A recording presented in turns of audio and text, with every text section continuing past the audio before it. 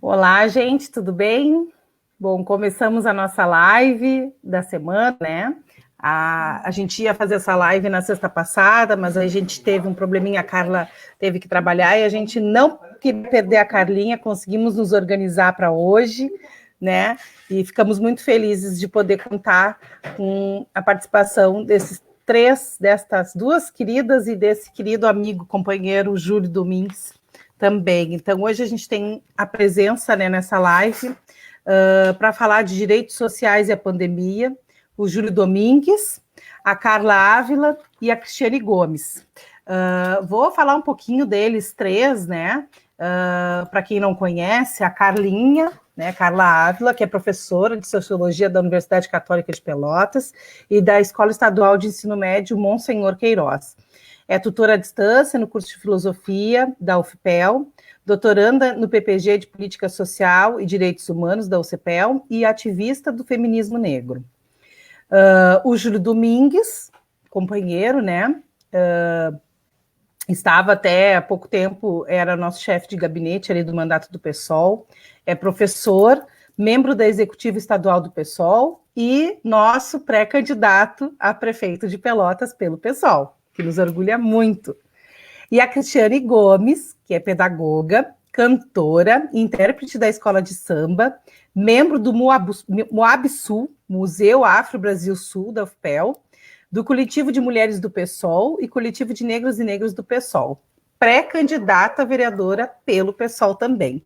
Então, temos aqui pessoas importantíssimas na luta, né? Pessoas que têm aí, que nos orgulham muito, que a gente tem uma grande admiração, e nos honra muito ter a presença de vocês três aqui nessa live tão importante e tão fundamental para discutir os direitos sociais e a pandemia, né? Direito à saúde, à educação, à assistência social, ao trabalho e renda, né? À seguridade social, enfim, todos esses direitos que, infelizmente, né, antes da pandemia já estavam sendo atacados e agora na pandemia a gente vê ainda muito mais prejudicados, né? A gente tem aí várias lutas para que a gente tenha o mínimo, e infelizmente a gente vê aí o capital, a gente vê interesses econômicos acima desses interesses que são fundamentais para a preservação da nossa vida. Então, eu não vou falar muito, porque eu quero escutar, quero ouvir, quero ver esse debate, e agradeço muitíssimo, né, a presença de todas vocês duas gurias aqui, do Júlio, que é nosso companheiro, estava ansiosa já por essa live com o Júlio. E agradeço muito, muito por vocês terem aceitado, né, esse convite, que para nós é muito, muito especial, né? E agradecemos todas e todos também que estão neste momento, né, acompanhando essa live. E enquanto a Carlinha, a Cris e o Júlio vão falando, o pessoal que quiser enviando perguntas, que quiser enviando, né, questionamentos, reflexões, pode ir encaminhando, porque a gente vai ter um momento para a gente poder também abrir para esse debate também com as pessoas que estão nos acompanhando. Agradeço também imensamente a nossa equipe do mandato, né, que proporcionou também esse momento, né, falando com as pessoas, enfim, divulgando o trabalho, e nos acompanhando também nesse momento. Era isso. Já passo, então, imediatamente para a Carlinha, e depois a gente passa para os demais. Obrigada. Então, boa tarde a todas, né, todos, né, todos também. Primeiramente, agradecer a Fernanda, né, a Cristiane e ao Júlio por atender essa demanda, né, de troca que a gente estava até conversando, né, que para nós educadores e ativistas, né, que somos, que a nossa luta não é só nossa profissão, né, nós temos um ideal e esse ideal ele também acabou se transformando e as lives acaba sendo também um espaço, né, de a gente pensar nossa militância, né, principalmente nessa dimensão. Claro, já teve alguns grupos, né, que dentro das suas possibilidades foram as ruas, né, principalmente após, né, o acontecimento, né, com George Floyd, mas a gente também está reinventando um pouco essa nossa forma, né, de repensar. Então não é só o trabalho remoto para nós, né? E eu acabei marcando a live no dia que eu tinha que dar uma aula, mas enfim, obrigado compreensão, Cristiane, né, Júlio também, e os colegas que estão aqui. Bom, gente, acredito assim que eu falar desse tema, vou botar aqui para meus porque eu falo bastante, então botei aqui, né, para no cronômetro, né, para tentar otimizar a discussão. Acredito que falar da questão dos direitos sociais, né, a gente precisa, bom, também ter algumas discussões que quem já me acompanha sabe que eu faço, né, que é poder pensar nos processos de constituição também da nossa sociedade e das ideologias, né, que estão presentes disso. E para mim falar de direitos sociais, eu não tenho como trazer questões estruturais, porque para mim é impossível analisar uma sociedade sem pensar questões de classe, de gênero, de raça e de sexualidade, né? Porque se a gente for pensar quem são essas pessoas que muitas vezes desse pseudo-contrato social, lá na sociologia, né, Júlio? A gente estuda lá os contratualistas, e eu sempre disse, tá, mas quem é que, tipo, a gente já nasce, vocês já nasceram com um contrato assinado da relação da sociedade civil com o Estado, mas antes de todo mundo a gente sabe, numa perspectiva mais crítica, que muitas dessas organizações elas estão relacionadas à manutenção de um grupo no poder. E isso a gente está vendo na pele, sabe? O que é, principalmente nós aqui na cidade de Pelotas, o que é a manutenção, é a relação do poder. E a pandemia está demonstrando muito isso, né? Então, pessoa X, né, acredita, né, N questões, vai lá, entra com um mandato, e aí a justiça age super rápido por alguns interesses, enquanto algumas pessoas ficam anos, né, dentro de um sistema judiciário, simplesmente para ter, muitas vezes, não consegue nem ter o seu julgamento. Então, tipo, é um caos, mas só que esse caos, ele não é, digamos assim, ele é projetado, ele é consequência de um projeto. Então, quando a gente fala, eu queria discutir nesses 10 minutos, né, para a gente um pontapé inicial, essa dimensão dessa característica da nossa sociedade com este passado escravocrata, tá? Mas aqui eu quero pensar o que um marxista, eu ia tentar falar sem trazer ninguém, mas é difícil. Mas é difícil. Gente, eu tô escrevendo minha pesquisa de doutorado, então assim, eu tô com o autor na minha cabeça, então eu vou tentar. Mas eu vou falar do marxista Jacob Goender, que tem um texto que é o Escravismo Colonial, e o Goender eu aprendi isso na aula do professor Renato Della Vecchia, um ótimo professor de ciência política, amigão, um baita colega, e quando ele foi um professor agora no doutorado. E o Goender, ele traz essa questão desse passado escravocrata, né? Esse passado escravocrata para pensar as nossas relações sociais, nossas relações de poder. E aí que eu vou trazer, né, essa dimensão, como a sociedade brasileira, para alguns grupos sociais, ela enxerga a noção de direito, né, igual a privilégios. Isso é algo muito característico dessa sociedade colonial, que aí eu digo não é só enquanto consequência o racismo estrutural, mas uma mentalidade que o poder ele deve favorecer, né? O poder ele deve favorecer a um grupo, né? A uma elite, a uns interesses. E isso foi muito nítido, né, gente, quando nós percebemos o que aconteceu.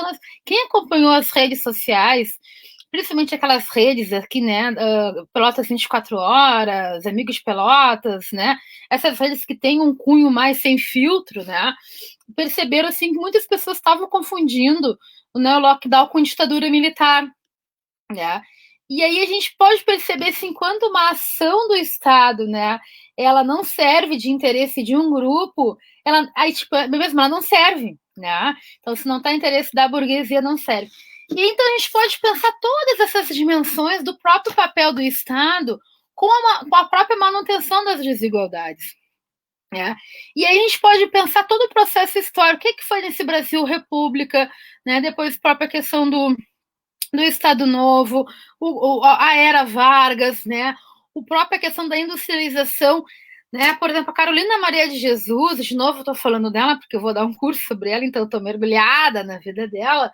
Ela traz narrativa no quarto de despejo, né, e do Casa de Alvenaria. Não, pior, gente, estava falando, vou dar spoiler do meu curso aqui. no Diário de Bitita, não era esse nome, ia ser Um Brasil para os Brasileiros, esse nome, ela fala um pouco de como seria o início do Brasil República, porque ela, eu não sei se porque ela não sabe, olha, começa por aí, a cidadania. Né? Aí a gente pode traçar um paralelo com a questão da documentação e do registro. E isso foi algo, vamos pensar de algo de imediato que nós estamos em algumas políticas, né? Vamos pensar na política de educação, dá para fazer um paralelo com a Carolina, e na política do acesso do auxílio emergencial. Para ter acesso agora, nessa atual na pandemia, tanto ao auxílio emergencial como às políticas de educação, para ter acesso a essas políticas, tu precisa de dois condicionantes, né? O primeiro para ter acesso, primeiro é a relação com a internet. Quase todos são mediados com acesso à internet, e aí tem pesquisas que colocam, né, que nem 30%, eu acho que a cada 10 brasileiros, 4 têm acesso a uma boa internet, né? E a questão da documentação. Ainda hoje, a questão com o CPF, ainda hoje, 2020, ainda tem pessoas que não têm um registro, né? Um registro de uma certidão de nascimento. E é isso, eu tô lá nos anos 1920, então quase 100 anos atrás, né? Que a Carolina não sabe se ela nasceu em 20 ou se ela nasceu em 14. Então, sabe o que é isso, gente? Tu não saber, porque o acesso à tua primeira identificação, a certidão de nascimento que vai te dar esse status de cidadania, ele foi negado, mas ainda ele é negado a muitas pessoas, né? E aí tem um episódio da Carolina que ela é presa, gente. Sabe por que ela é presa? Porque nos anos 30, ela é uma menina negra, retinta, né, magra, com a pele cheia de feridas, e ela é presa porque ela sabia ler. E ela sabia ler muito bem. E ela também questionava a questão dos guardas, né? A autoridade. Ela falava várias vezes para os guardas: para vocês só prendem preto e pobre, preto e favelado, preto e quem vive na rua. E teve um episódio que denunciaram a Carolina que ela estava sendo presa porque ela lia o livro de São Cipriano e fazia feitiço. Gente, ela foi presa, ela foi espancada, ela ficou sem comer, né? Porque olha a dimensão, o que era daquele momento uma mulher negra que não teve. Então, olha essas narrativas, né? A gente consegue compreender de que forma a cidadania ela foi sendo separada dentro dessas dimensões, se transformando em privilégios para alguns. Né? Quem são os alunos? Né? Vamos tentar retomar um pouquinho para nossa falar dessa questão da educação que a gente estava trazendo agora para conversar. Né? Quem são os alunos que estão tendo acesso, né, à forma de educação? Quem conseguiu concluir, né? Quem conseguiu concluir as suas disciplinas? Quem conseguiu concluir? Então, comprovadamente, o aluno que vai ser mais prejudicado é o cotista, é o periférico, né, que vive na periferia, é o negro, né? Então a gente consegue perceber que esse Estado aí, a discussão marxista e permeada pelo que aquilo que a Carolina nos fala, é isso, né? O Gramsci coloca muito, né? E junto com o Althusser, que o Estado ele está a serviço não para essa cidadania utópica nossa, né? Ele está a serviço para a manutenção de um grupo no poder. Esse grupo que está a acesso. E aí a gente vê que eles são tão sem vergonha, gente, que eles fraudam.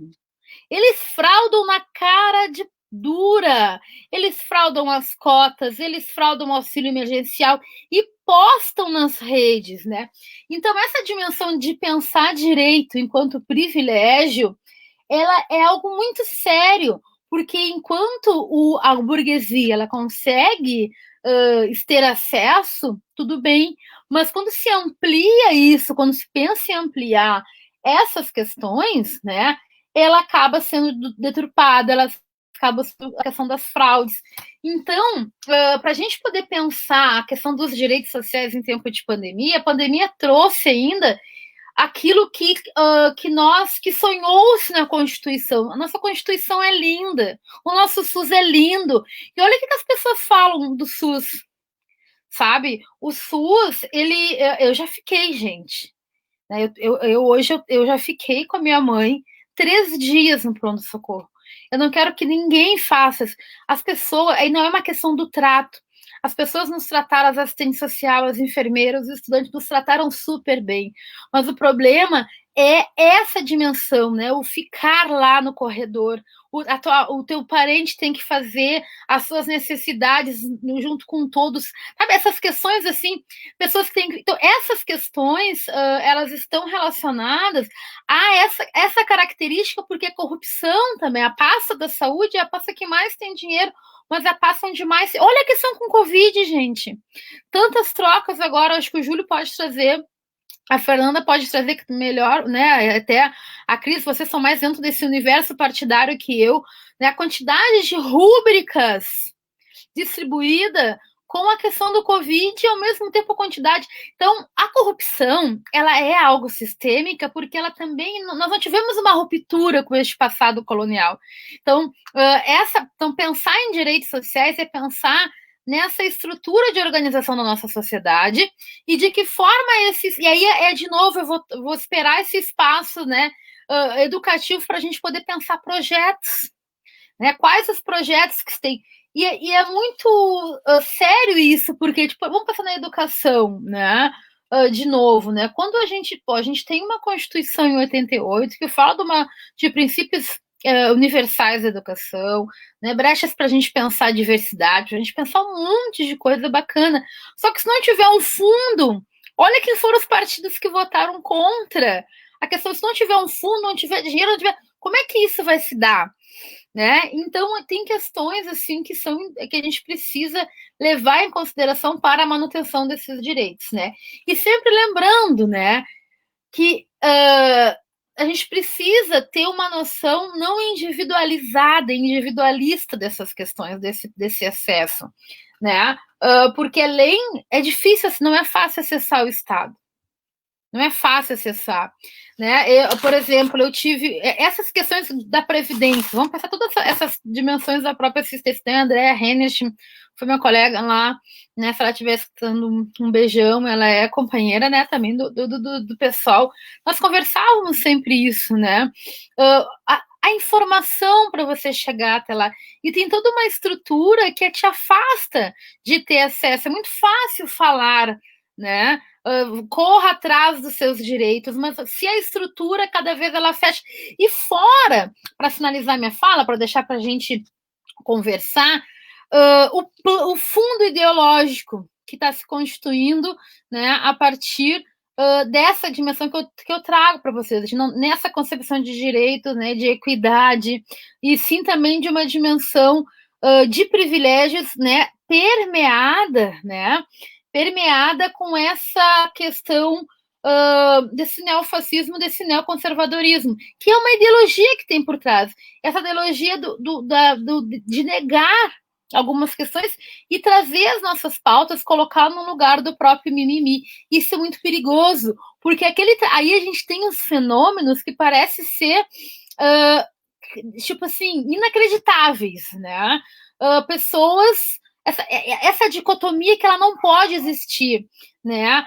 Direito versus emprego, né? Emprego versus proteção na pandemia. Então, nos colocam em situações que são humanamente quase que impossível. E aí, a gente pergunta, por que ninguém fala, que o mandato fala bastante, por que não se fala em taxação em grande fortuna? Por que o Banrisul não fala do quase 300%, né? Quem é professor do Estado, né, sabe que para ter o seu salário, para ter recebido agora no último dia do mês, teve que deixar uma parcela para o Banrisul. E olha a quantidade de professores que tem, né? Então, são questões que essa ideologia neoliberal, que o Ashley Mbembe fala como, né, uma ideologia de morte, daquele livrinho dele, não sei se está aqui, que é a necropolítica, eu acho que está lá, não sei, que é a necropolítica, tem texto também, ele tem no início ele fala o que é a soberania, né? A soberania, então, tem a ver com o Estado, em ele ter esse poder de dirigir as nossas vidas, né? Por exemplo, A questão do lockdown, tem pessoas que não entendem que a gente tem que ficar neste momento em casa, porque nós não temos um sistema de saúde que se alguém... Eu escutei às vezes é importante a gente dar uma olhadinha fora dos nossos núcleos, né? Dos nossos núcleos ideológicos e para outros núcleos. E aí a gente percebe, né, que... mas eu escutei isso, gente, mais de uma vez. Mas nós somos quase 400 mil habitantes e só 35 morreram, sabe? Então, essas são lógicas perversas que a necropolítica fala. Tu naturalizar essas dimensões, né, que não fazem parte de um princípio de direito, de cidadania, e tu dizer quem são os corpos que podem morrer. E isso foi verbalizado várias vezes na ideologia desse governo que nós estamos presentes. Ele tem uma ideologia, assim, que é uma ideologia de morte, uma ideologia neoconservadora, uma ideologia neofascista. E o pior de tudo é que fazem aqueles corpos que serão vítimas, né? Aqueles quase que... aquilo que o Durkheim fala, né? De um tipo... de um suicídio, né? De um suicídio coletivo que, as pessoas são a favor daquilo que, daquele certo ponto, vão prejudicar a sua vida. Então, eu finalizo essa fala para a gente poder pensar que tem questões estruturais, questões ideológicas, né, que elas estão presentes nesse processo, né, de tanto perca de direitos, né, e mesmo que se tenha, a gente tem as dificuldades, porque ainda tem pessoas que não têm as documentações básicas, e também a dimensão dos privilégios e das fraudes, né? Essa burguesia, ela diz que quando é para nós, né? Vamos pensar da questão das cotas para os negros, por exemplo, né? Quando é a questão das cotas, diziam que a gente estava entrando pela porta do fundo, nós estávamos roubando as vagas deles, né? Mas quando são eles fraudam, eles pintam seu rosto, né? Eles fazem sessão de bronzeamento, né? Eles tiram seus avós dos armários para poder ter acesso a uma política que é a de reparação para quem nunca tiver acesso a essa dimensão da cidadania, porque foi pensado enquanto, né, quase que um não cidadão. Então eu vou deixar para os colegas falarem, depois a gente pode discutir. Não sei se era isso, né, Fernanda, mas eu tentei pensar nesses 10 minutos essas questões para a gente começar o debate. Claro que era, imagina quanta coisa, Carla, sempre maravilhosa. Eu coloco aqui o comentário da Yara, minha amigona. É sempre muito bom ouvir a Carla Ávila, é sempre um presente a fala dela. E é verdade, eu concordo com a Yara, que é um presente para nós. Esse dia a gente estava conversando, eu e o Maicon, aqui em casa, dizendo, né, que deve ser muito bom. A Miriam colocou aqui, né, que tu é uma ótima professora e está com saudade das tuas aulas. E tu deve ser... eu sempre aprendo muito contigo, tenho certeza. E tu trouxe várias questões, eu fiquei anotando aqui, né, coisas para depois a gente discutir. Mas eu não vou falar muito, quero já ouvir a Cris, que é a próxima a poder falar um pouco, a gente debater isso. Obrigada, tá? É impossível a gente não ter um certo paralelo onde a gente vai falar, né? Eu trouxe tópicos para reflexão, onde a Carla já expôs vários da forma dela, e eu vou trazer da minha forma, eu acredito que uma coisa vai completar a outra, né? Eu li bastante essa semana para poder falar, porque é uma nova vivência, como nós estávamos falando, né? De repente, pelo minha altíssima gama de trabalho, era difícil ter esse momento assim de conversa, de bate-papo. Então, a pandemia, diante de todos os propósitos que ela tem, ela nos trouxe essas possibilidades da gente poder conversar, da gente poder ler, da gente poder saber mais. Então, algumas coisas começam a passar em frente aos nossos olhos, e é impossível a gente passar sem ter uma reflexão, sem ter um conhecimento, sem pensar no que está acontecendo e aonde a gente pode poder tentar modificar o que está acontecendo com todos nós. Então, eu trouxe alguns tópicos aqui que eu escrevi, né, para poder falar melhor, porque a professora escreve muito e algumas vezes fala, fala mais ainda. Então, às vezes a gente quer falar tudo ao mesmo tempo. Então, eu achei melhor escrever para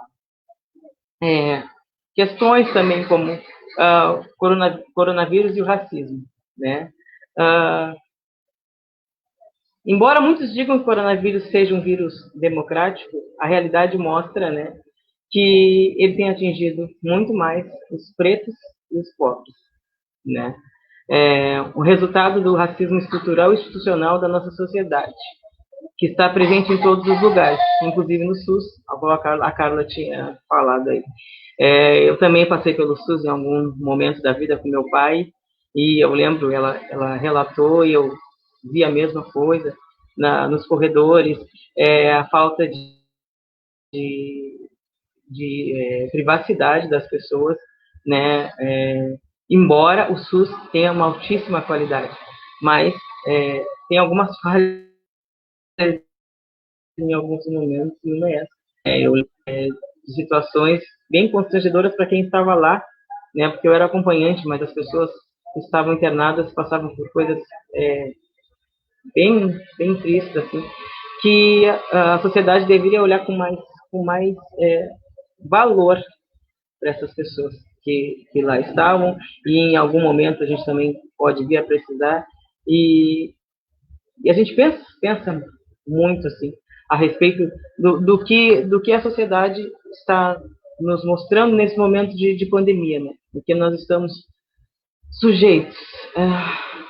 Impossível não falar também, né, que a primeira vítima de coronavírus foi uma empregada doméstica, né, que não tinha viajado e recebeu, né, esse vírus tenebroso, e ela, como tinha poucos recursos, ela não pôde, né, salvar sua vida. E as pessoas as quais a infectaram, né, tiveram seus recursos e puderam se salvar. Falamos também dos resultados de um estudo, né, que confirma que pretos e pardos morreram mais do que brancos no Brasil.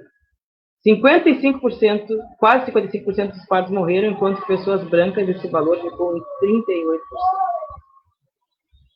Mais uma vez, né, a desigualdade social mostrando, né, quem são os mais atingidos nessa época de pandemia. Vamos falar agora de coronavírus e sistema capitalista. O coronavírus encarou a desigualdade social que vivemos no Brasil. Nós já vivíamos uma situação de falta de acesso à saúde, saneamento e emprego. Enquanto estamos preocupados com a vida das pessoas, os nossos governantes demonstram de que lado estão. Não são capazes de garantir uma renda emergencial básica permanente e que contemple a necessidade das pessoas, mas dão dinheiro para os banqueiros. Enquanto, nesse momento, os ricos ficam mais ricos, e também, do outro lado, os pobres ficam mais pobres, né? Índices também mostram que os gastos com auxílio emergencial podem chegar a 154 bilhões em 3 meses. E na prorrogação, elevará esse auxílio para 203 bilhões. Só que, enquanto isso, um pacote anunciado pelo governo vai liberar 1,2 trilhões para os bancários. Coisas chocantes, né, que acontecem no nosso momento aí de pandemia. Coronavírus e o trabalho. Nós sabemos que o ideal para barrar a pandemia seria todo mundo ficar em casa. Mas os governos em todos os níveis não garantem condições mínimas para que isso seja possível. Enquanto o desemprego aumenta, as pessoas cada vez mais migram para o emprego informal. Então, quem passa pelo centro ali, dá uma olhadinha, né, fica pensando o que fazer, né? Ou te submete ao teu emprego informal, ou tu fica dentro da tua casa, sem ter o teu alimento, sem ter o que vestir, sem ter condições. E eu fico bem preocupada assim, com as pessoas, porque são vidas que estão em jogo.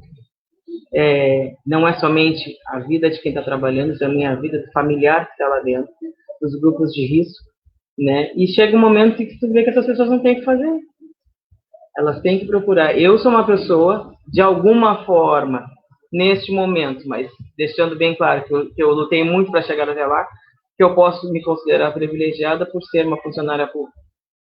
Mas não deixando bem claro que batalhei muito para chegar onde eu estou, mas tem pessoas que não tiveram essa possibilidade, não tiveram essa chance e tem que sair para a rua, batalhar para poder trazer o seu sustento para dentro de casa. E aí, o que se bota na balança? Né?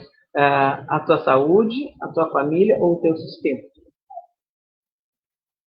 E aí são várias coisas que a gente tem que refletir todo dia e pensar o que vai ser o dia de amanhã para nós, né?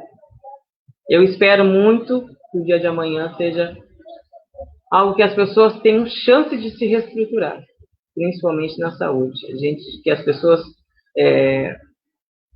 possam ter todos os cuidados possíveis e cabíveis para não serem infectados diante dessa sociedade, né? Embora sejam muito, muito suscetíveis a essa doença. Enquanto o desemprego aumenta, as pessoas cada vez mais migram para o emprego informal. Nós temos que continuar trabalhando por conta da incapacidade do governo federal, estadual e municipal. Não podemos continuar escolhendo se vamos morrer de fome ou de coronavírus. Era isso que eu estava falando. Mesmo trabalhando remotamente, como é o meu caso, né? Estávamos conversando anteriormente que o trabalho ficou dentro das nossas condições que nós temos agora, né? Ainda tenho ainda o meu cargo de mãe, de avó e de sogra. Difícil conciliar tudo em todo momento dentro de casa. Essa é a realidade de muita gente em Pelotas, né? Como eu falei, né? Eu comecei hoje com reunião e vou terminar com reunião, porque outras pessoas estão precisando nesse momento dessa nossa proximidade, desse nosso eu como recurso, né? E curiosamente, embora eu trabalhe na rede municipal de Rio Grande, muitas coisas se fazem paralelas com Pelotas. Houve um estudo que o meu secretário de Educação nos colocou que quase 60% dos alunos de Rio Grande não têm acesso a uma boa internet. Isso é um índice muito alto em momentos como agora, né, que vamos entrar com a inserção do ensino remoto, mas somente para 3 anos do ensino fundamental, que são os 9º anos, os 5º anos e o EJA, 60% é muito. É muito. E aí se faz o questionamento de como essas pessoas vão ter acesso, né, a esse estudo. Uns vão ter que pedir para outros vão usar um celular que não vai ter uma qualidade adequada, onde tiver um vídeo, onde tiver algo mais com mais, como é que eu vou dizer, com mais peso, por exemplo, um vídeo longo mesmo. Uma pessoa que tem uma internet 3G ou 4G não vai ter acesso a esse vídeo. Então, a educação vai ficar, vamos falar um ditado, capenga, né? Vai poder ter acesso quem tem uma qualidade financeira para poder ter uma internet de melhor qualidade. Vamos continuar falando aqui sobre a educação. Na educação não é diferente. Assim como na saúde e em outros setores, a pandemia escancarou as desigualdades de acesso. Em 2016, com a aprovação da Emenda Constitucional 95, que congela gastos durante 20 anos, já sabíamos que a realidade do futuro seria trágica. A pandemia só acentuou e antecipou esse cenário de caos. Não estamos preparados para enfrentar esse cenário, sobretudo sem investimento. Outro ponto é que muitas crianças, muitas vezes, tinham na escola o direito à alimentação. Eu vou falar algumas coisas do município de Rio Grande, que é onde eu estou nesse momento, né? Foi decidido pela Secretaria de Educação do Rio Grande que fossem distribuídas essas merendas que já estavam armazenadas, então foram direcionadas aos diretores de escola a incumbência de separar essa merenda de pegar os catálogos de Bolsa Família que temos na escola e chamar essas famílias para que recebessem essas merendas. Eu achei uma atitude de muito valor da Secretaria de Educação do Rio Grande, né, porque poderiam estar essas merendas estragando no depósito, né? Então, essas merendas chegaram. Eu tenho uma diretora que é muito competente nessa área, ela foi de casa em casa e levou a merenda para essas pessoas, fez mais uma pesquisa, porque não foi somente as pessoas do Bolsa Família que foram atendidas, foram outras pessoas, outras famílias, que nem sempre o Bolsa Família ele atende a todas as pessoas, as famílias carentes. Então, tem pessoas que não estão nesses programas de governo e que também precisam disso. Também foi feita uma pesquisa a respeito disso, essas pessoas estão sendo atendidas. Hoje ainda falei com a diretora, ela disse que em algum momento estão diminuindo essas merendas, né? Mas eu acredito que ainda vai ter algum recurso que possa ajudar essas famílias aí nesse momento que estamos passando.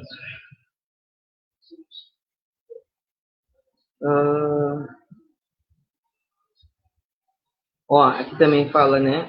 Direito à alimentação. Não vemos uma ação que pense em como resolver essa situação. As merendas estão nas escolas e muitas crianças estão passando fome. Por isso que eu disse que eu queria ressaltar essa situação que as escolas do Rio Grande estão levando para os alunos essas merendas. Então, eu fico aqui um pouco aliviada que esse recurso está chegando para as pessoas, né?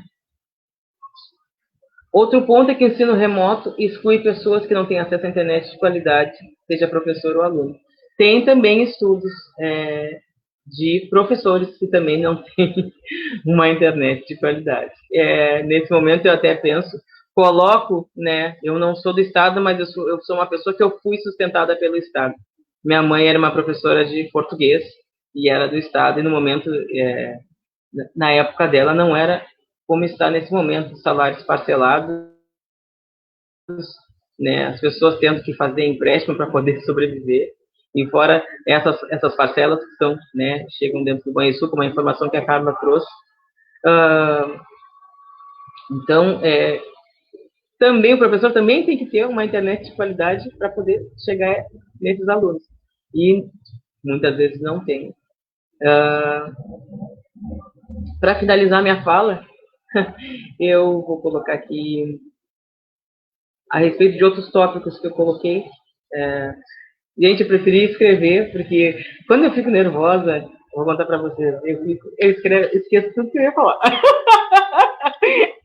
Então, como eu prefiro ser verdadeira, eu falo, eu escrevi, né? Desculpa se eu escrevi, desculpa se eu estou mostrando que eu estou lendo sim. Mas é melhor eu ler e saber que eu estou falando uma coisa certa para vocês do que dar branco e não falar nada.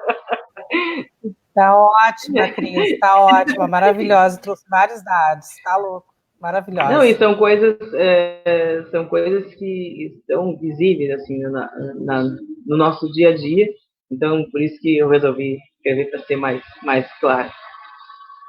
Pela primeira vez na história, o nível de ocupação no emprego entre março e abril ficou abaixo de 50%. Ou seja, pessoas estavam sem trabalho do que trabalhando em todo o país. Segundo a pesquisa nacional por amostra de domicílios, o PNAD-Covid, do Instituto Brasileiro de Geografia e Estatística do IBGE, revela nota técnica da Rede de Pesquisa Solidária sobre o efeito da pandemia de Covid-19 no emprego e renda dos brasileiros. O levantamento detectou que 75% da queda das horas trabalhadas no Brasil se devem à suspensão de contratos e à redução de jornada. Os outros 25% decorrem da inatividade. A pandemia mudou o modo de avaliar o desempenho do mercado de trabalho. Segundo os resultados de pesquisa emergencial do IBGE, a PNAD-Covid, a taxa de desemprego no mês de maio se manteve na casa dos 10%. Um resultado contraintuitivo, pois o inferior a 12,6% registrados no primeiro do ano pela PNAD-Contínuo.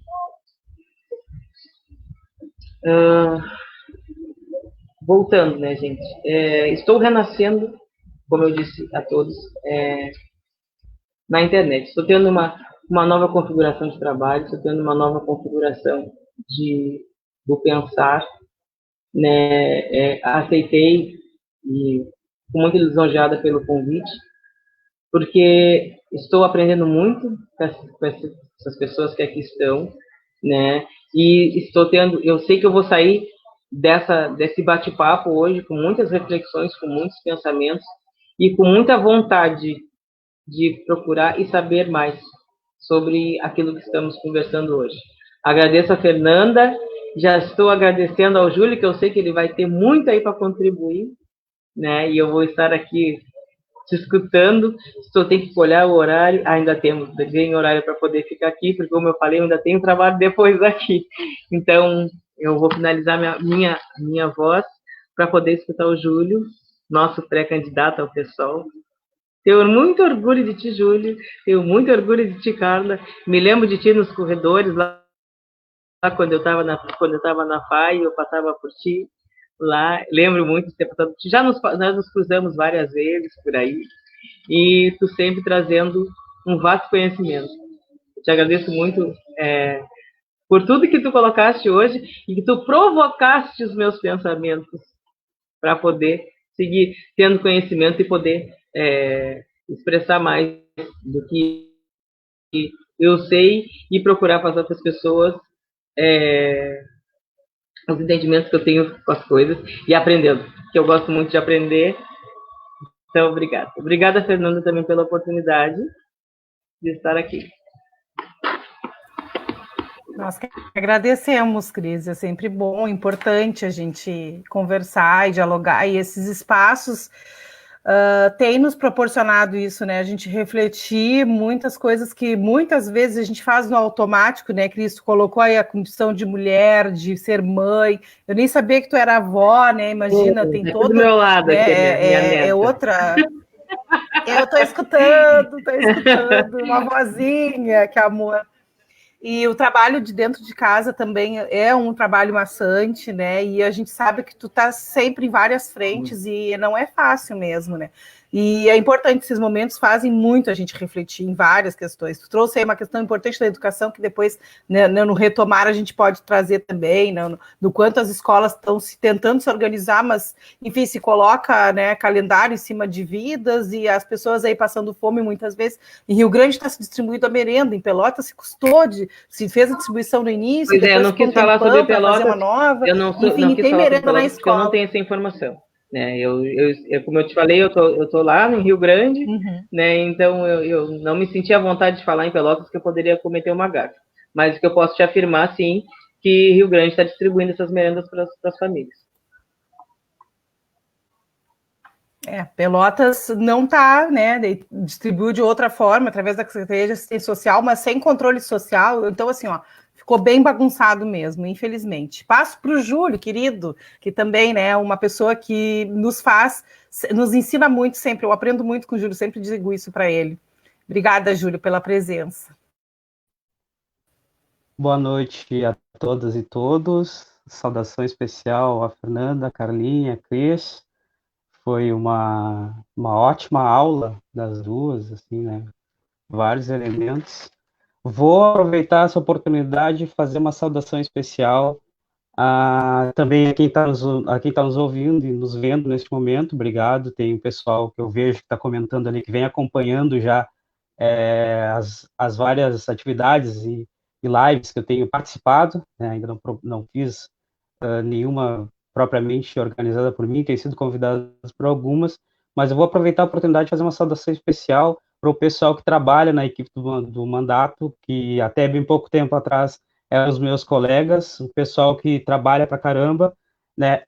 Ao contrário do que tem no imaginário, infelizmente, no imaginário popular, uma ideia de que assessor não trabalha. Eu diria que justamente ao contrário, a galera trabalha para caramba, e aí mesmo nos outros que ocupam os outros mandatos também trabalham bastante. A questão é os objetivos, né? Enquanto uns trabalham em prol do serviço público, em prol da minoria, outros trabalham muito mais em prol, né, de interesses privados de grandes empresas. Mas fazer essa saudação para os colegas, que eu sei que estão trabalhando bastante trabalhavam antes da pandemia e continuam trabalhando bastante, um abraço especial para eles.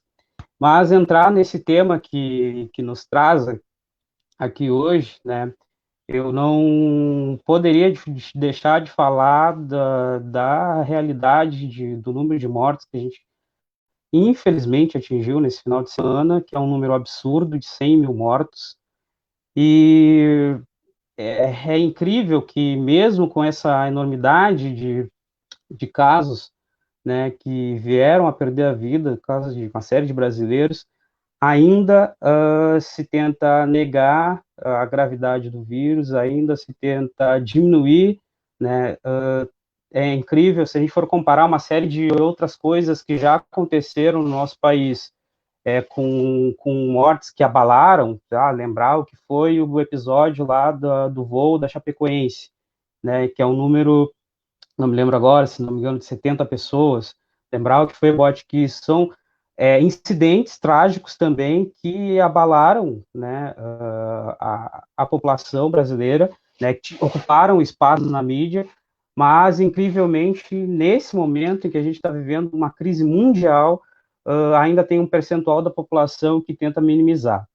E aí não é à toa, porque a gente tem, né, figuras que são protagonistas da política nacional nos últimos anos, como o próprio presidente, que fazem um coro diminuindo a gravidade do vírus, o impacto, e para além de fazer esse coro não é pura e simplesmente ignorância, não é pura e simplesmente irresponsabilidade, isso faz parte de um projeto. Faz parte de um projeto de necropolítica, faz parte de um projeto que é justamente de negar para a população esses direitos que são os temas direitos sociais básicos, que é o tema da nossa conversa hoje, né? Para pensar o que foi agora uma das respostas oficiais, digamos assim, em relação aos 100 mil mortos. Infelizmente, o Twitter acaba sendo, hoje em dia, um veículo de comunicação oficial do governo. Tu vai dar para quem for ver agora uma postagem do presidente sobre as mortes, ele coloca a culpa nos governadores, ele coloca a culpa, fala da imprensa de fazer terrorismo, mas em nenhum momento há uma análise em relação às suas responsabilidades, né? Tem uma frase que é uma frase até de um seriado, mas eu lembrei quando eu vi esse tweet, do seriado Simpson. Em algum determinado momento, não lembro do episódio, o Homer Simpson diz assim: a culpa é minha e eu vou botar em quem eu quiser. Esse último tweet do Bolsonaro em relação aos 100 mil mortos, é isso, é ele se eximindo do seu papel, e aí é um papel constitucional, de proteção, dentre os direitos básicos que a gente tem: saúde, educação, segurança, direito ao lazer, direito ao trabalho. A gente tem também de assistência aos vulneráveis, isso é um direito, está na Constituição de 88, isso foi, né, a nossa Constituição, como bem disse a Carla, ela na escrita, ela realmente tem qualidade, só que justamente essa Constituição que vem sendo atacada, e não é à toa, é um projeto, né, é um projeto que vem há algum tempo, né, se for pensar no que é esse projeto em relação à questão econômica, por exemplo, né, volta e meia aparece o atual ministro da Economia falando em ataque a direitos aos servidores públicos, e por consequência é uma diminuição do Estado, uma diminuição da qualidade da prestação do serviço público, né? E eu, né, falei anteriormente que esse projeto não é um projeto novo. Se a gente for pensar lá em 1989, tem um vídeo no YouTube do Collor falando um projeto de enxugamento do Estado. Vamos dar um salto, pensar o que foi antes do processo do impeachment. Esse texto existe ainda no PDF, tem lá do Temer um projeto que eles chamavam de uma ponte para o futuro, que era também um projeto de o que eles chamam de enxugamento do Estado, acaba sendo diminuição da participação do Estado em garantir serviços básicos, como saúde, como educação, como segurança, como trabalho, né, uma série de direitos, tirando toda a responsabilidade do Estado de produzir uma condição de auxílio, de proteção social, né? É importante fazer um paralelo em relação a isso, em relação ao papel do Estado. Isso foge um pouco, infelizmente, foge dos vários debates que tem se dado ultimamente em relação à pandemia, que é, sim, responsabilidade do Estado garantir proteção social no momento de pandemia, no momento igual a esse que a gente está vivendo. E o paralelo que eu costumo fazer em relação, por exemplo, quando tem uma enchente, né, não é incomum tu ver um governador, um prefeito, o próprio presidente sobrevoar a área de enchente, deslizamento, para demonstrar que ele está preocupado com aquela situação e com as pessoas que foram acometidas por aquela tragédia e destinando verba para que seja solucionado, para que seja reparado os problemas, para que tenha auxílio às pessoas. Então, fundamentalmente é pensar que esse é o papel do governo federal e nós, infelizmente, estamos vivenciando um efeito cascata de tragédia, né? Vem o governo federal de forma irresponsável, não lidando com a crise de forma séria. Pegar o mesmo exemplo lá que eu falei em relação à enchente, quando tem uma enchente, algo alarmante, absurdo, tu tem toda uma estrutura, um gabinete de crise para solucionar o problema, para lidar com essa questão. A gente não tem no governo federal um gabinete de crise para lidar com a crise da pandemia do Covid-19. Isso é inacreditável, é um absurdo. A gente tem um ministro que ora é interino, ora não é, que é paraquedista, que ficou notório por dar declarações extremamente lamentáveis, absurdas. Então, fundamentalmente, papel do governo para garantir direito. Isso é um papel que já vem sendo... há uma disputa em relação a esse discurso, a gente vem tendo um avanço de ideias, né, liberais, conservadoras, de tentar tirar direitos, né, a gente teve uma série de projetos no Congresso Nacional que teve esse impacto, pensar o que foi a reforma da Previdência agora recentemente, mas pensar o que foi a PEC das terceirizações, pensar o que foi a reforma trabalhista, teto de gastos também é um ataque à direita, diminuir recurso para saúde, educação e segurança baseado num orçamento de 2010, como se não existisse, né, toda uma atualização em relação à moeda. Olha que é algo completamente inacreditável pensar nisso, né? E aí, toda vez que a gente fala sobre isso, né, de o governo é papel do governo fazer isso, né? A gente também, pelo menos no pessoal, a gente tem essa discussão de onde tira esses recursos. Né? Então, há algum tempo já bate na tecla de reforma tributária a partir de um critério que seja justo e que tire mais, ou que arrecade mais de quem tem mais, né? Pensar em taxação das grandes fortunas, pensar em taxação de lucros e dividendos, pensar em taxação que é inacreditável que se tenha o IPVA e não tem uma taxação para quem tem a possibilidade de comprar um jatinho ou um iate, por exemplo, né? Então, a nossa malha tributária ela é injusta, né? Então, tem uma série os super ricos, né? E aí, infelizmente, há uma ideologia neoliberal que permeia as relações e faz com que as pessoas, às vezes, de classe média entendam que taxar grandes fortunas é taxar ela que tem um carro um pouco melhor do que um carro 1.0, mas não tem nada a ver com isso. É quem tem condições de daqui a pouco fazer uma viagenzinha de helicóptero a qualquer momento. Então, não é a maioria da população que tem essa possibilidade, não é a classe média, nem a classe média alta que consegue fazer isso. Né? E aí, encerro que há também quem critique essas ideias, dizendo que vai quebrar a economia, seja essas ideias em relação à proteção social, que é papel constitucional, acho que isso é importante estar nos debates, é papel, sim, constitucional do governo federal de garantir essa proteção social, já era antes, né, afinal, a Constituição de 88, e segue sendo, e ainda é mais importante e fundamental no momento tão crítico em que a gente está vivendo. Mas quando a gente fala sobre isso, normalmente vem porque essas ideias de vocês são utópicas, vai quebrar a economia, e mesmo agora, quando se fala em lockdown, quando se fala em distanciamento social, avançar as medidas de distanciamento social, se fala, não, vai quebrar totalmente a economia do país. Primeiro que nós vivíamos num processo de crise econômica mundial, isso é dado. Mas a forma como as pessoas falam, como se fosse de imediato. Uma semana de lockdown, de isolamento mais rigoroso, quebra totalmente o país. Não, nós viemos num processo de crise, mas a economia como um todo de um país, ela não quebra de uma hora para outra.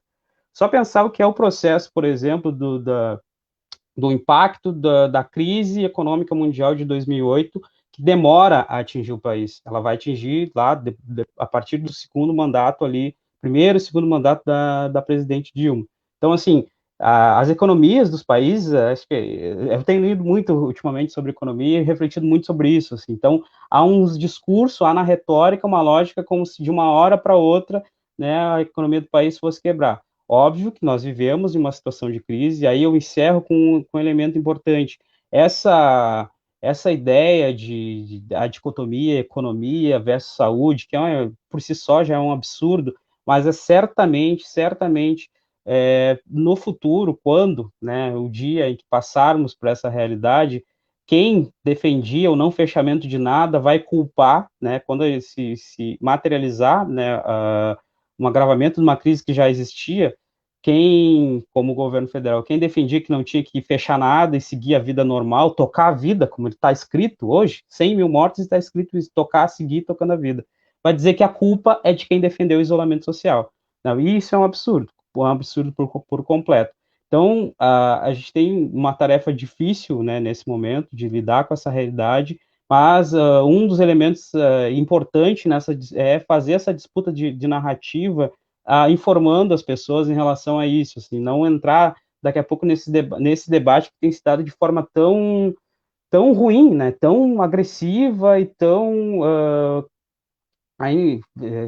faltando uma série de elementos que são importantes, assim. Então daqui a pouco tu tem pessoas que vão ser prejudicadas, né, se seguir essa lógica tão absurda porque tem gente defendendo que tem que ser tudo tem que voltar ao normal, né? Voltar ao normal, sendo que o normal já era cheio de dificuldades, né? Mas, né, com isolamento, enfim. Então, é necessário a gente fazer essa disputa de narrativa, infelizmente, conversar com as pessoas, dialogar e seguir criticando, seguir lutando contra esse projeto político que está aí, que é um projeto nefasto. Ainda esses dias eu ouvia um podcast e alguém dizia, porque de novo, numa falácia em relação, porque o governo Bolsonaro ele não tem projeto, por isso que faz isso. Esse é um equívoco, ele tem um projeto que é um projeto de ultraliberal, de diminuição do Estado absurda, e é isso. E o que significa essa diminuição do Estado? É, daqui a pouco, privatizar a educação, é privatizar a saúde, o SUS, com todas as debilidades que tem, devido a constante desinvestimento do SUS, inclusive com uma PEC que aplicou esse desinvestimento, mas que já existia. Mas com todas as debilidades que vem sofrendo, ainda assim é um sistema que está conseguindo segurar o tamanho da crise que a gente está vivendo. Se não fosse o SUS, seria pior. Então, isso significa que se não fosse o SUS, a gente teria que pagar. Se não fosse o SUS, certamente a maioria da população que está ainda conseguindo ter um atendimento graças aos atrizes sociais que estão na linha de frente, né, que estão conseguindo ainda atendimento, mas ainda assim falta o papel constitucional do governo federal, o governo do estado do Rio Grande do Sul também tem falhado nisso, e agora, recentemente, a gente tem visto o governo municipal titubear bastante, porque está suscetível também aos interesses, infelizmente, do comércio, dos interesses das empresas locais que têm feito uma política de terrorismo, de novo, de dizer que vai tudo ficar uma tragédia, que, enfim, que as pessoas vão morrer, né, mas aí, né, nós estamos lidando com algo que ainda tem seu grau de novidade, que não tem uma vacina e cuja a melhor forma de lidar com isso ainda continua sendo o isolamento social, o distanciamento, praticar o distanciamento. E, infelizmente, nós temos governos que têm se negado a cumprir o seu papel constitucional e garantir proteção social a toda a população.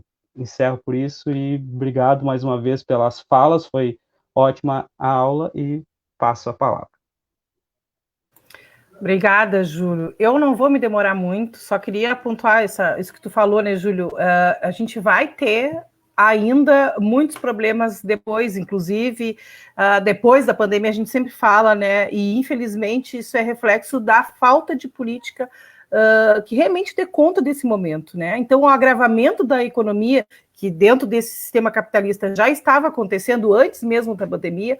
Com a pandemia se agravou, porque nós não temos... A política é de realmente ataque aos direitos dos cidadãos e das cidadãs, para que se privilegie um poderio aí que existe, né? Esses poderosos não perderem, porque eles não estão perdendo, os ricos estão cada vez mais ricos, né? A gente sabe disso, os bancos nunca ganharam tanto dinheiro, mas quem está sendo atacado é a população, e principalmente a classe trabalhadora, né? A população mais pobre, e principalmente, como bem disse a Cris, é a população negra, então não tem nada de democrático, né? Isso que a gente está vivenciando. Eu vou colocar alguns comentários aqui para vocês poderem fazer mais uma fala, eu acho que dá tempo ainda um pouquinho.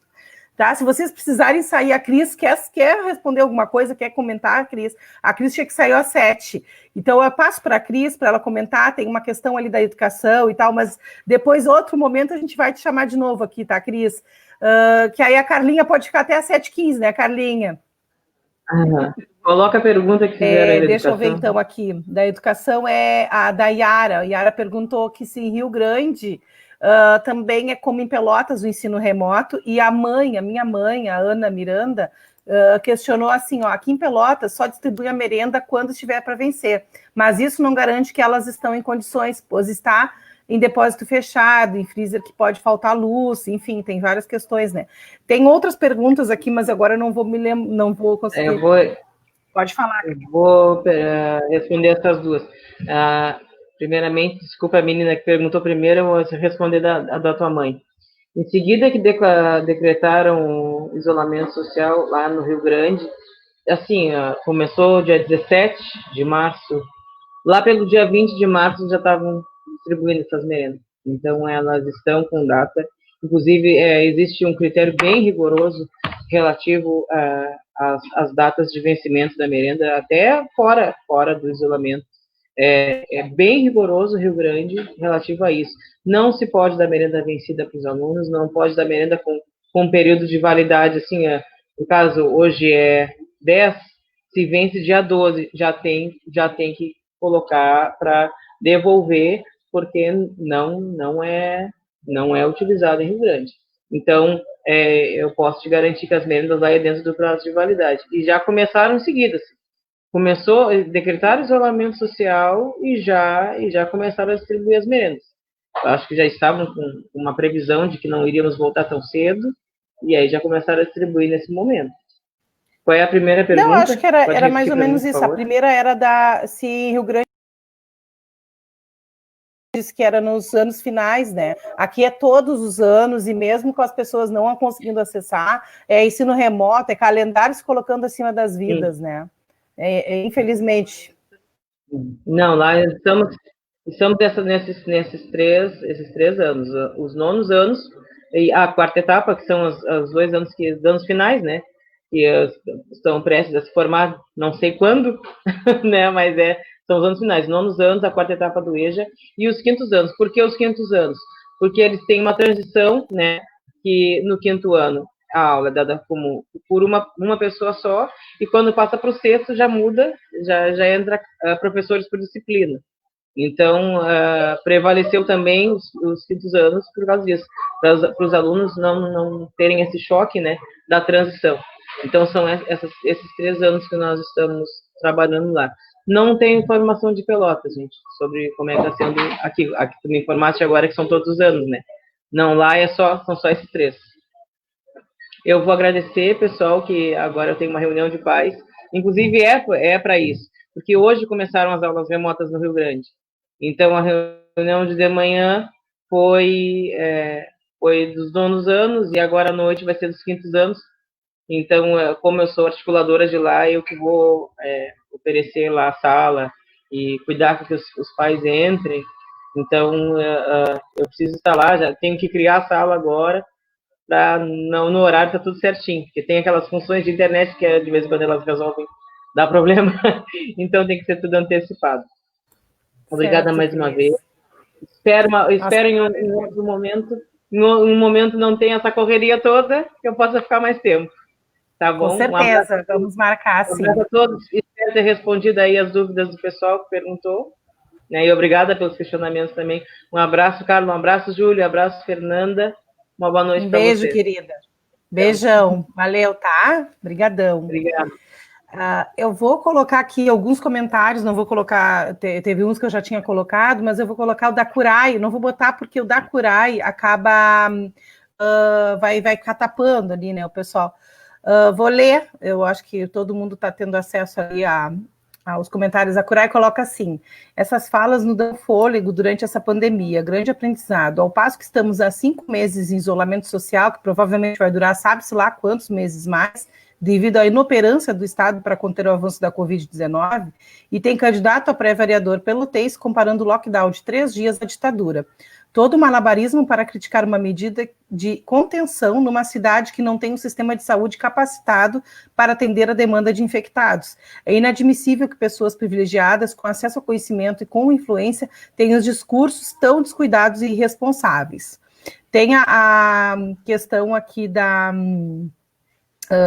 do Rodrigo Rosa, que coloca assim, ó, a universalidade é um princípio básico de direitos sociais garantidos, entre aspas, pela nossa Constituição. Por exemplo, o SUS. Podemos dizer que o pensamento do sujeito universal, enquanto sujeito detentores de direitos, resultam também nessas desigualdades de acesso aos direitos sociais? Essa é uma questão do Rodrigo, tá? Deixa eu ver aqui, tem uma outra questão, que é do Wagner, meu amigo querido Vaguinho, que coloca assim: o problema é que nossos líderes estão brigando, tentando impor cada um a sua teoria sobre o vírus. Nós, a população, ficamos olhando essa briga, esperando qual regras temos que obedecer, infelizmente.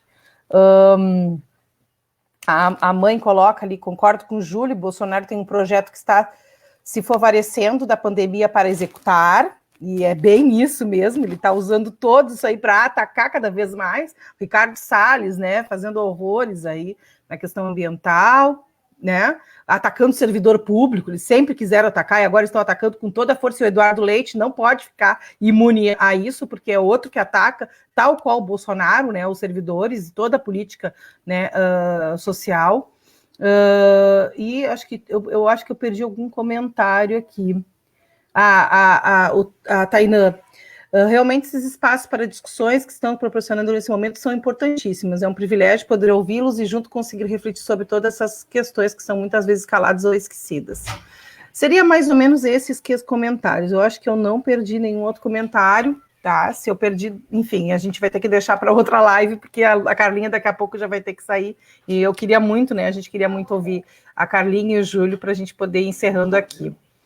Mas se vocês quiserem comentar, se quiser que eu coloque algum comentário aí.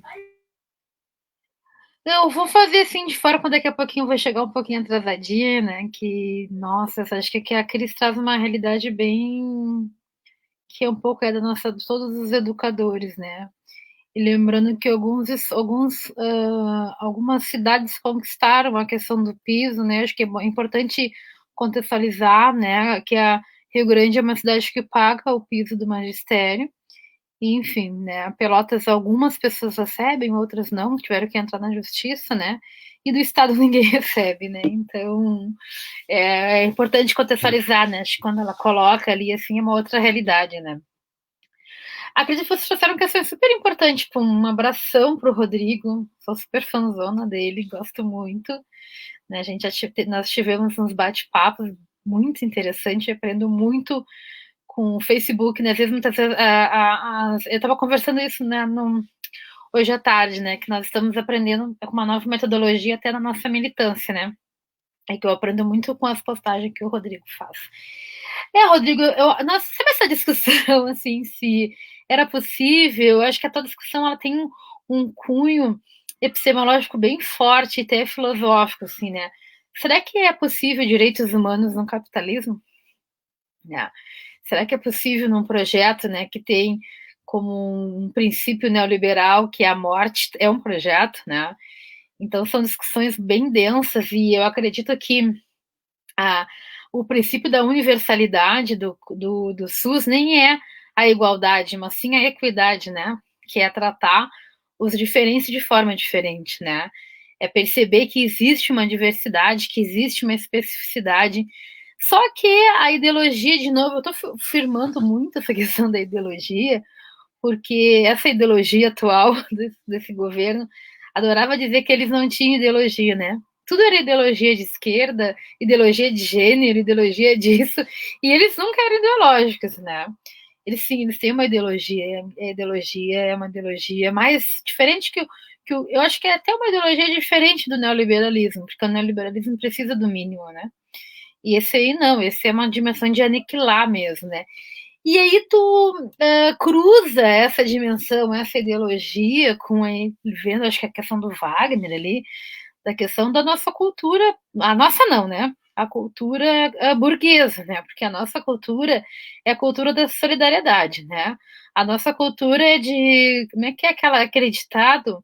Sempre onde come um, come dois, onde come três, é aquela cultura do dividir, né, o arroz, de ir no vizinho, pedir um pouco disso, de plantar, tipo, eu que vim, né, meus pais eram agricultores e moravam no bairro e nós tínhamos uma horta, né, então todo mundo gostava quando dava uva, porque toda a vizinhança ganhava uva, né, quando o fulano tinha abóbora, todo mundo ganhava abóbora, né, chuchu lá em casa, tipo, gente, nos meus 30 anos, sabe, vou fazer um parênteses, né, quando eu fiz 30 anos, há quase 10 anos atrás, as pessoas que foram no meu aniversário ganharam de lembrancinha uma bucha, porque meu pai tinha plantado aquelas buchas na árvore, então tinha um monte de bucha natural, sabe? E aí foi a lembrancinha. As pessoas saíram com aquele negócio enorme. Então, essas questões é diferente, né? Eu acho que a cultura da corrupção, a cultura é da classe burguesa, né? Não a da cultura da classe trabalhadora. Acho que então a gente precisa ao mesmo tempo trazer essas questões mais para poder essa questão do político, de se aproveitar da pandemia, a questão do centrão, que nojo que dá do centrão, sabe? Que nojo que dá desses partidos, por que eles não assumem? A gente vai ver agora, né? Os discursos, a gente vai ter que pegar algumas questões na entrelinha para entender, né? Entender essas lógicas perversas. E esses espaços, e por que eles nos odeiam tanto, né? Eu acho que nós temos, né, vários ódios, né, por ser de esquerda, por estar denunciando, nós aqui por sermos mulheres, eu e o Júlio aqui por sermos negros, mas eu e o Júlio também da sociologia, né, a Fernanda da educação e agora a psicologia, então é um ódio mortal, assim, porque são áreas de conhecimento e práticas que denunciam isso, né?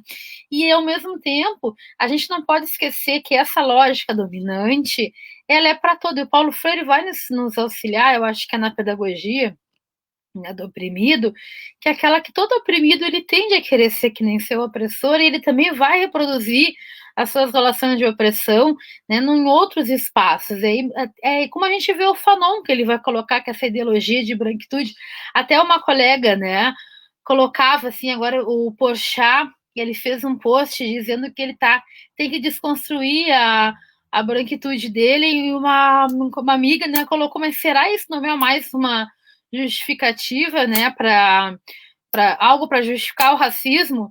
Eu falei, depende. O que vai se fazer de tudo isso, né? Alguns brancos usam o racismo estrutural para continuar sendo racista, né? Para nós negros é uma denúncia que branquitude ela tem uma dimensão relacionada com essa questão de poder e assim as pessoas aceitarem, né? Aceitar essa condição de subalternização. O Paulo Freire traz essa dimensão do opressor oprimido do Fanon. Ele leu Fanon. Claro, não sei, não recordo dele falar do Fanon, né? Mas está ali, essa questão é a Fanon, né? Quando ele coloca que essa relação com o sistema de opressão. E a gente precisamos, como se quebra isso, né? Se quebra isso a partir dessas denúncias, né? Ligando as questões, ligando a questão desses projetos. E aí a gente vê de novo, gente, né? Como que a política social, né? A gente tem que começar a lembrar quem votou na PEC do fim do mundo para congelar 20 anos, gente. 20 anos foram congelados da saúde. A gente tem que começar a listar, fazer lista, quem foram os partidos, quem foram essas pessoas que são as mesmas que estão se favorecendo de acabar com o lockdown, que 3 dias. E as mesmas pessoas que vão lá dizer assim, né? Ai, nós somos quase 400 mil, mas só 35. Porra, só 35, né? Então, são essas questões que têm a ver com todo qual que é o nosso exercício, né? Para deixar também para o Júlio que tem várias contribuições, está se preparando muito, né? Júlio, estou cada vez mais encantada com as tuas falas, assim, muito aquele orgulho, assim, que a gente tem. Sempre soube dessa tua, mas a gente está muito massa mesmo, a gente vibra junto, né? A gente se enxerga, isso é muito bacana, né? E trazer para o Júlio, trazer essas questões para deixar, quando a gente fala, é toda essa dimensão dessa cultura política burguesa, e é importante a gente dizer isso, que é a cultura da corrupção, que é a cultura de aproveitar esses espaços. Esse lockdown foi tipo, e agora perto das eleições municipais, então tudo isso, né? Quantos votos essa pessoa que está ligada, né, esse mandato, né, vai ganhar de algumas pessoas que vão utilizar de forma errada a questão do lockdown com uma não ditadura, sabe? Gente, eu não fiquei, é uma coisa assim, ó,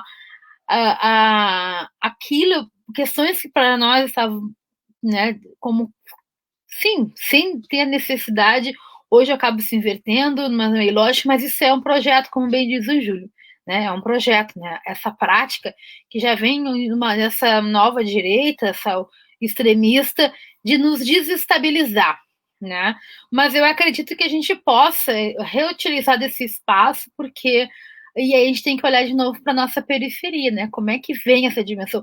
Como é que a noção de direito social é percebida na periferia? Como que está se dando essa noção de sobrevivência? Eu moro aqui no Village. Vocês não têm noção a quantidade de estratégias de fazer bolo, fazer comida, fazer refeição, porque muitas vezes a gente não sei como é que é vocês, a gente não dá tempo de cozinhar. A gente estava falando agora há pouco, porque o alimento saudável também é um direito. O alimento saudável, a alimentação saudável, a gente estava conversando da diabetes tipo 2, que é uma doença que ela tem tudo a ver com os hábitos alimentares e tem a ver com uma indústria. Então, são N questões assim, que estão relacionadas a este projeto, né? Então, acho que falar de cidadania é falar de projeto. Então, vou deixar para o Júlio, né, que eu quero te escutar antes de eu sair também.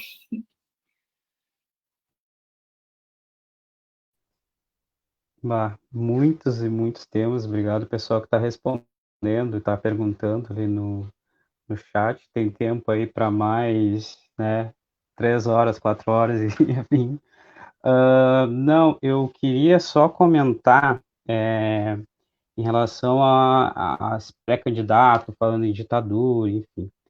Eu tenho lido bastante, faz algum tempo já, o pessoal que me acompanha, que convivia comigo no mandato, sabe que eu sempre falo sobre comunicação, porque eu tenho já há algum tempo estudado sobre comunicação em rede social, muito, assim. E o último livro que eu estou lendo agora eu chamo Engenheiros do Caos. E aí tem um comportamento que antigamente se falava mais, né, um comportamento de internet, que hoje em dia não se fala, que é o troll, né, que é aquela pessoa que ocupa os espaços de discussão só para incomodar. Eu acho, aí já é isso, já é uma interpretação minha. Eu acho que se parou de falar, se falava isso no início dos anos 2000 ali, se parou de falar nesse termo, se utilizar esse termo, porque esse comportamento faz parte agora das relações, tanto nas redes sociais, quanto no cotidiano. Então, se tornou comum as pessoas falarem coisas absurdas, nojentas, sem sentido nenhum, só para aparecer, e aí né, essa estratégia de pré-candidato de chamar lockdown de ditadura e azar, é o exemplo desse tipo de comportamento. É ditadura e ponto. E fica incomodando. E todo mundo vai morrer de fome por causa disso. Todo mundo vai morrer de fome por causa de 3 dias do bloqueio. É óbvio que nós vivemos um déficit de emprego. Isso que a Carla fala, sábado eu fiz uma bateria de reuniões no sábado e conversava sobre isso, sobre as estratégias que estão acontecendo nos bairros, nas periferias, enfim, nas localidades para dar conta dessa realidade do déficit de emprego. Então, aqui onde eu moro aqui na Vila Clara Nunes, então tem um bar na frente da minha casa, tem um outro mais perto, e tipo, a cada 3 casas tem alguma vendendo bolo, vendendo salgado, refeição, chocolate quente, esses comércios existem. Então, são as estratégias que é reflexo, isso não é à toa, né? A gente aí né, sempre tem esse olhar para ver por quê desse fenômeno. Então, o déficit de emprego, ele já, de emprego mesmo, ele já existe há algum tempo na sociedade brasileira, em Pelotas não é diferente, tem toda uma relação histórica do porquê que isso acontece na cidade de Pelotas, né, de déficit de emprego. Só que o trágico é realmente tem gente se utilizando das tragédias e dos desesperos das pessoas para ganho próprio. E é isso que está acontecendo. Então, já tem esse comportamento, que é um comportamento que está naturalizado, infelizmente está naturalizado nas redes sociais, está naturalizado no nosso cotidiano. Isso faz com que também esse comportamento troll, que é esse personagem que existe para desestabilizar as discussões, para opinar coisas absurdas, para falar coisas raivosas. Esse comportamento ele faz com que também se tenha ajude, corrobore com esse olhar de desvalorizar, de diminuir o impacto de uma doença que faz com que 100 mil pessoas morram. Né? Então, não é à toa que reverbera quando o governo federal diminui a gravidade desse dado, não é à toa que, infelizmente, tem impacto no nosso cotidiano.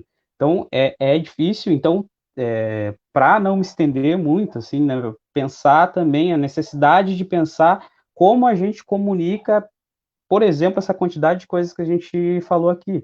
Então, tipo, pensar nas estratégias que a gente pode executar para conversar, e aí é conversar seja na rede social, seja agora, com as limitações que a gente tem agora no cotidiano. É uma tarefa que é uma tarefa difícil, mas assim como não é à toa, né, não é por falta de projeto, por atrapalhamento que está sendo executado essa série de atrocidades por parte do governo federal, também essa comunicação que desinforma, que confunde as pessoas, que preocupa, ela também não é à toa.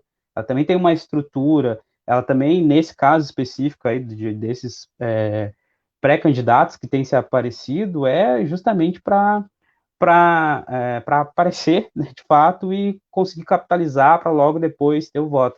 E aí também tem um outro elemento, que aí definitivamente não dá tempo de falar aqui sobre isso, que é a antipolítica. Né? A antipolítica, por mais incrível que isso possa parecer, a antipolítica é um motor da política. Então, tu tem, por exemplo, colegas da Fernanda que tem cargo e que dizem, não, aqui é política de resultado. O que significa? Os outros não fazem nada, eu faço, com projetos que não são projetos. Então, tem esse elemento também, né, o ódio à política faz com que essas figuras que apontem a cada momento de forma desqualificada, tal medida é ruim, é horrível, não sei o quê, faz com que tenha apoio também pela confusão, tem um motivo também, né, a antipolítica tem um histórico, né, porquê da descrença em relação à população em relação à política institucional, né? Então, isso faz com que daqui a pouco a Fernanda, que tem um cargo de vereadora, que cumpre um papel de excelência, daqui a pouco um desavisado que não conhece o mandato, que é um mandato brilhante, que atua, né, em favor de várias causas fundamentais importantes, seja atacado de forma como qualquer outro. Então, tem também esse elemento que acaba poluindo um pouco o meio de campo. Então, são várias questões, né, e aí eu, né, encerro sobre isso a pensar a necessidade que a gente tem de pensar como que a gente comunica essa série de informações qualificadas que a gente conversou aqui hoje. Acho que essa iniciativa de fazer live é uma iniciativa excelente, tem dado resultado, eu vejo, né, acompanhava no mandato e agora nas que eu tenho participado, mas aí a gente tem que ir pensando também em outras estratégias para fazer o que, na verdade, acaba sendo um embate de narrativas. Acho que era isso. Perfeito, Júlio. Eu vou já agradecendo, né? A Carlinha já tem que sair em seguida, mas foi uma live maravilhosa. Acho que assim, ó, um tema importantíssimo, o Júlio colocou ali, a gente poderia ficar falando muito mais tempo, trouxe vários elementos, cada um deles, né? A gente poderia fazer outras lives, mas o Júlio traz uma questão bastante importante. Como que a gente comunica tudo isso? Porque a gente está elaborando tudo isso há muito tempo, tudo isso que se traz, né? Olha, a política tradicional, esses políticos que querem manter a ordem, né? Querem manter a situação como ela está. como que a gente coloca isso para a população? Muitas vezes, uma população que desacredita da política. O Júlio sempre trouxe isso, né? As pessoas têm raiva. E como raiva nesses 60% que não estão logados, né? Então, gente, eu acho que dentro da dimensão da pandemia é um grande desafio, né, para quem for pensar na disputa de projetos, porque eu sempre fui muito tranquila, né, em falar nessas questões. Nós estamos numa disputa de projeto, né? A esquerda, com os partidos com os quais eu dialogo, né? Alguns com maior afinidade, outros com menos, e é um projeto de sociedade. Eu acho que o meu lugar, enquanto uma professora de sociologia, ou enquanto uma educadora independente de história, né, as séries iniciais, né, a geografia, a filosofia, a artes, matemática, o nosso papel é mostrar isso, né? E eu acho que nesse grande desafio é como a gente chegar nesses 60%, que geralmente eles estão embriagados com essa ideologia, né? Com essa ideologia que às vezes é a ideologia de morte, a ideologia do negócio, da negação, né? Isso, todas essas questões, né? E que é o nosso desafio, né? Nosso desafio é esse, né? Como chegar nesses 60%. Acho que fica essa. Desculpa, eu te interrompi, né? Mas eu não tinha como não falar quando estava colocando isso, e bem isso que o Júlio está colocando, né? Dentro dos nossos condomínios, mas ainda nós estamos, como bem aqueles colocavam, numa situação cômoda, fazendo sacrifícios, né? Muitas vezes para ter uma boa internet, para ter. A gente deixa de ter outras coisas, né? São trocas, né? Porque a classe trabalhadora ela funciona disso, né? Ela funciona com essas trocas, né? E para poder, e aí são escolhas, né? Essas escolhas também são escolhas políticas, né? A gente exerce política o tempo todo, né? Política e economia o tempo todo, até hoje, agora nesses projetos, a disputar um projeto também, né? Então, acho que bem colocado isso, acho que vou te deixar de terminar, e desculpa que eu só tinha colocado isso, porque não tinha como não falar para esse desafio, para toda essa, tem uma galera massa aqui, né, ali a Sana, né, o Rodrigo já tinha falado, tem ali a professora Marcela, queridona lá, parceirona, né, da UCP, o Helder, né, nossa, colegão, a gente brigava um monte lá no DCE, e hoje a gente é tão parceiro, né, eu acho que coisa bacana é isso, porque essa é dialética, né, a gente poder. Eu estava conversando com minha amiga Estela hoje, né? O eurocentrismo fez tão mal para a gente, porque a gente pensa que a gente tem que ser só bom, só mal, né? Ou é bom, ou é mal, ou é ruim. A gente não trabalha essa multiplicidade, como o Rodrigo coloca, né? E trabalhar com esses altos e baixos, acho que é um pouco isso. E o nosso país, ele está precisando que a gente pare um pouco, pense e apoie, né? Projetos como tão bacanas, assim. E gostaria de te parabenizar, Fernanda, pelo teu mandato, assim, que, nossa, acolheu tantas questões, né, questões pauta racial, pauta de gênero, pauta da educação, pauta da inclusão, né, eu acho que as verdades têm que ser ditas, né, então eu gostaria de publicamente, assim, além de ser essa mulher que eu admiro muito enquanto mulher, companheira, assim, né, não somos amigas, né, de estar uma na casa da outra, porque a gente faz um monte de coisa, mas é de uma pessoa que eu considero muito e admiro muito, e um ser político também que é admirável, né, que certamente muitas pessoas, muitos nós já tivemos, né, quando que pedir socorro e tu foi a voz, né, tu foi aquele ouvido, né, tu e teu pessoal foram aquele ouvido para nós. Então gostaria de deixar publicamente, né, esse elogio e nessa dimensão, né, de uma pessoa com quem a gente pode contar, né, sempre pode contar, e te parabenizar por tudo isso, né, nesse processo, assim. Obrigada por estar aqui contigo e obrigada mesmo. Valeu. Ai, Carlinha, tu me emociona, assim, tu sabe que eu tenho uma grande admiração por ti. Eu já te conheço há muito tempo, tu nem sabia que eu existia, porque eu já te admirava quando tu era lá da coordenação do desafio, e tu sempre, né, organizando tudo e trazendo reflexões assim nas reuniões, e isso eu tinha até medo, digo, gente, eu vou falar com essa mulher, eu não sei nem como falar com ela.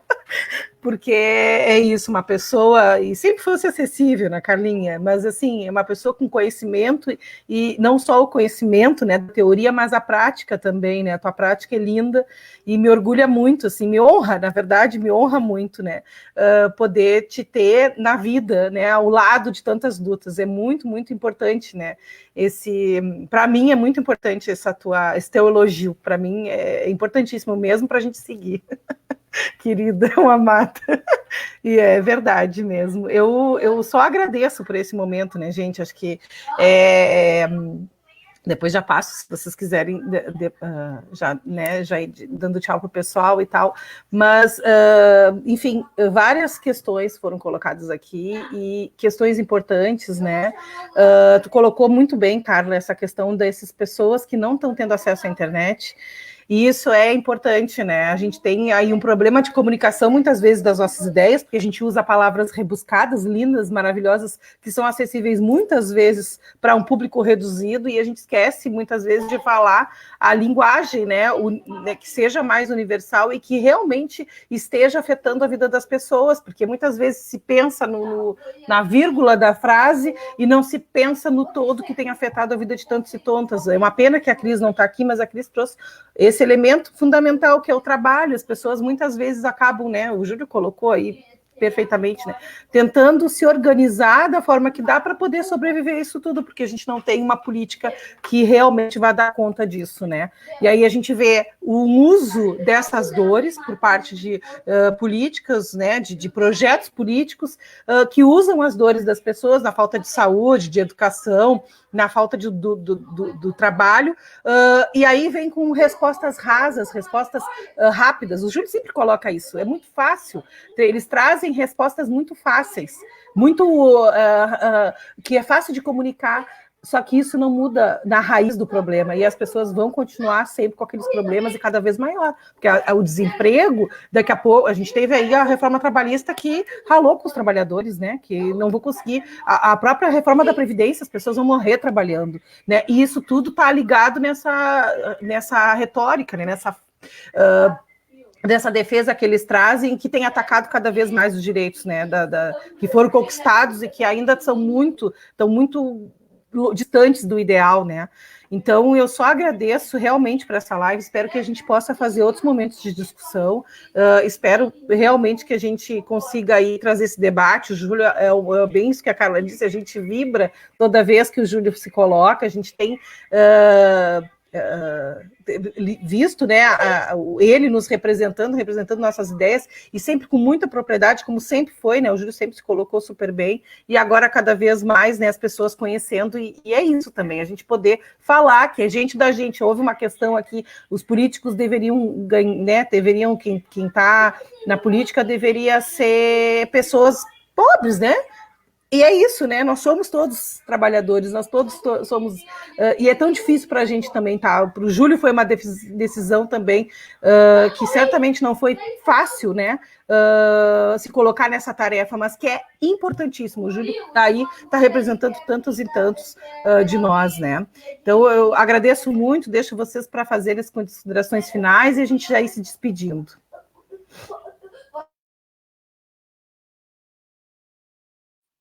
Acho que tu fala, Júlio, porque eu já tinha falado.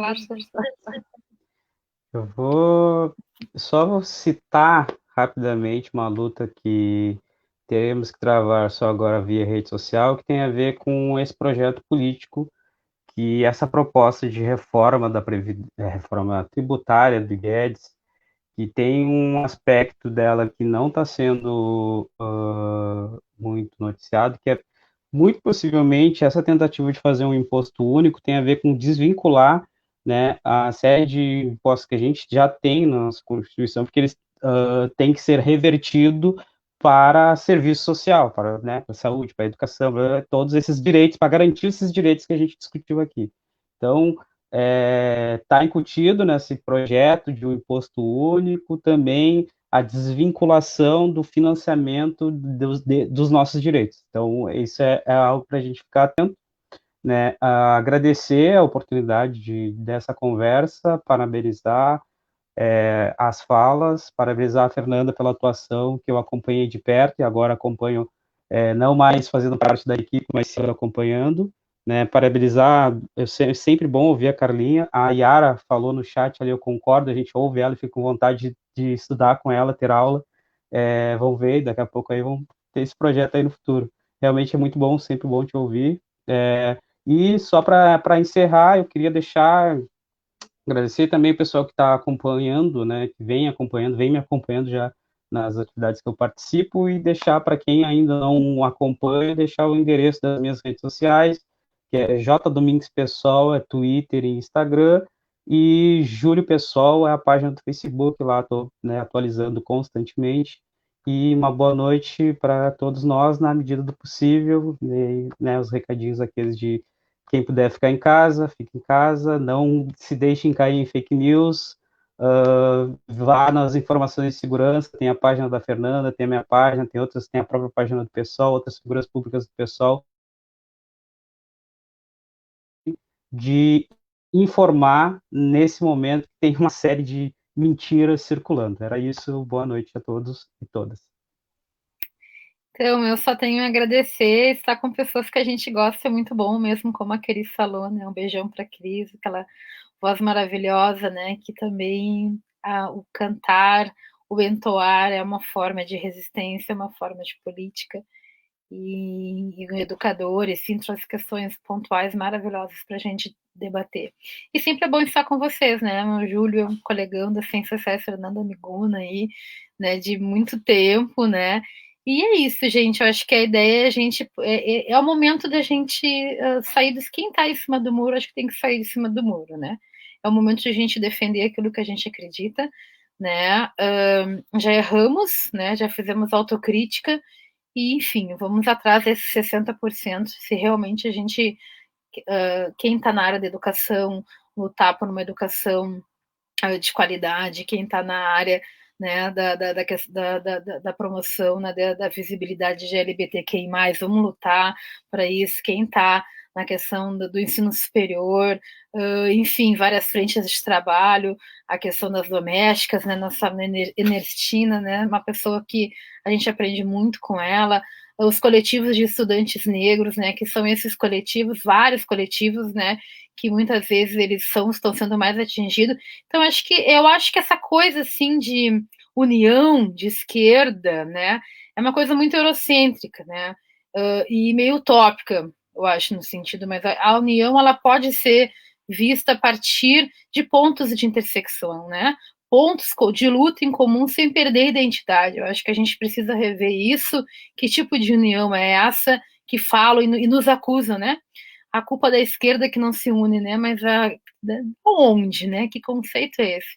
A direita também não é a mesma, a direita é oportunista, né, então, e nós temos convicções, né, e eu sempre digo assim, minha dimensão é com recorte de gênero, classe, raça, e pela esquerda, luta contra esse projeto. Então, muito obrigado, né, por nós estarmos aqui e a gente poder estar compartilhando. Como eu digo, sou filha da escola pública e o que eu sou é porque, né, teve projetos, né, projetos de educação, fui bolsista minha vida toda, até hoje eu sou bolsista, mesmo trabalhando, e são projetos, né, políticas públicas que nos auxiliam, né, nós da classe trabalhadora ter uma certa mobilidade num projeto.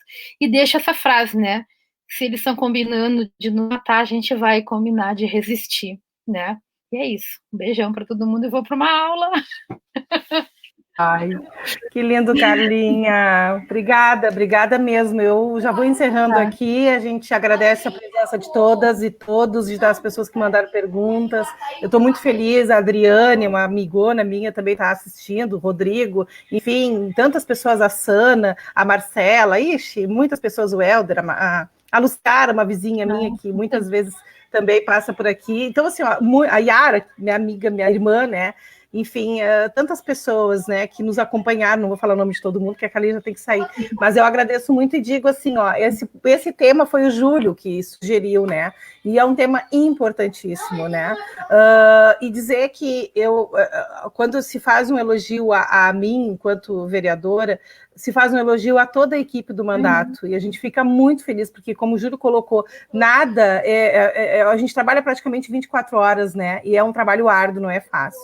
E agradeço também a todas as pessoas que compõem esse mandato, mesmo não estando na equipe, porque são pessoas que estão aí nos movimentos sociais, que estão aí, né, na rua, né, são lutas sociais que estão aí e que usam deste mandato para que a gente possa trazer para dentro desses espaços, né, o espaço legislativo, o espaço institucional, também a nossa luta.